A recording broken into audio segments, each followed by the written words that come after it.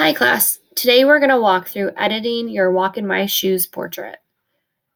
You can see I've already opened my photograph in Photoshop. Now on the sides here, there's a little bit of the background that I did not intend on including, where my paper just didn't quite cover everything. I'm going to start off by using the crop tool over here to trim that out. When you are doing this, you do want to pay attention that you don't crop too close to the edge of your shoe. So you can see right here, my shoelace is almost touching the edge, but not quite. It causes a little bit of congestion. So what I'm going to do is give it some space to breathe. So I have some space around it where it's not touching the edge of my photograph. I can also use the grid line on here to select where I want my focal points to be. When I'm happy with my selection, I'm going to press Enter on my keyboard and it accepts those changes. Before I make any more changes, I'm going to come down to the bottom right corner to my Layers menu. I'm going to select my background layer and drag it to the New Layer button. This makes a copy. This is really helpful because you can quickly hide your edits that we're going to do on the copy and see your original photograph. Obviously, there's no changes yet because I haven't done anything.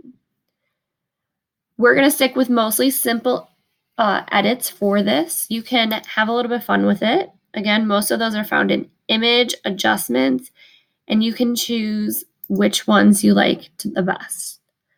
I'm going to come to my levels. For this, I have my darkest darks here, my midtones, and my lightest lights. I can adjust these to find levels that I like. So I want to pay attention to my details, especially if you have really light details. Try not to go all the way down because then we lose those. I'm going to find a good balance between having it have some really nice dark shadows, midtones that I'm able to see still, and then highlights that are not too blown out. Once you're happy, click OK. And now I can see my changes. So here's what I've just edited. And if I hide that, that's my original photograph. So you don't want to lose detail, but you want to enhance what you already have. If you want to make some more edits, go for it. Just try and make it so that your photograph still looks natural. So even if you want to do a little bit of hue, maybe we go more into the blue tones, I can change how saturated it is. I can go really blue, or I can lower the saturation so it's just a hint of blue. Color is a really great way to show emotion. So if that would work with your design, go for it. And go ahead and click OK. And again, I can see the difference between my original and my edits.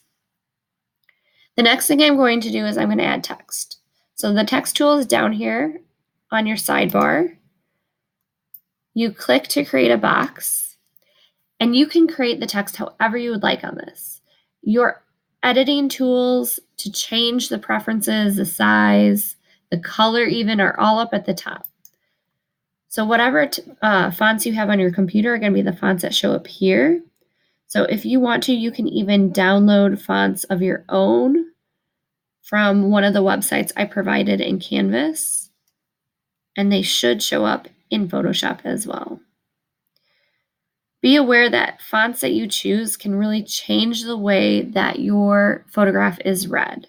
You don't want to do something that does not match what you're going for. You can always stick with something simple or have a more artistic font that you think would fit your design.